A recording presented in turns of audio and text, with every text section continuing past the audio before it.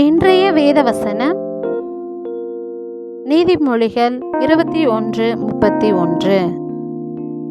குதிரை யுத்த நாளுக்கு ஆயத்தமாக்கப்படும், ஜெயமோ கர்த்தரால் வரும். ஆமேன்.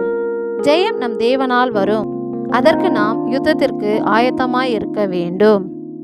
எப்படியெனில், கேடகங்களையும் பரிசைகளையும் ஆயத்தம் பண்ணி யுத்தத்துக்கு வாருங்கள் என்ற வார்த்தையின்படி கேடகத்தோடும் பரிசையோடும் யுத்தத்திற்கு ஆயத்தமாக வேண்டும்.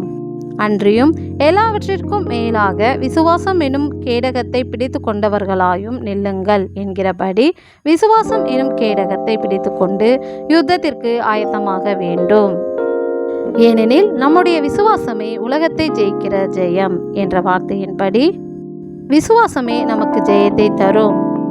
அன்றியும் இயேசுவானவர் தேவனுடைய குமாரன் என்று விசுவாசிக்கிறவனே அன்றி உலகத்தை ஜெயிக்கிறவன் யார் என்கிறபடி நம் கிறிஸ்துவே தேவனுடைய மெய்யான குமாரன் என விசுவாசிப்பவர்களே இந்த உலகத்தை ஜெயிப்பார்கள்.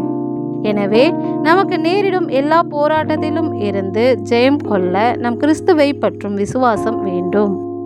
எங்களை எல்லாவற்றிலும் ஜெயம் கொள்ள செய்யும் உம்முடைய கிருபைக்காக நன்றி ஏசப்பா, நன்றி.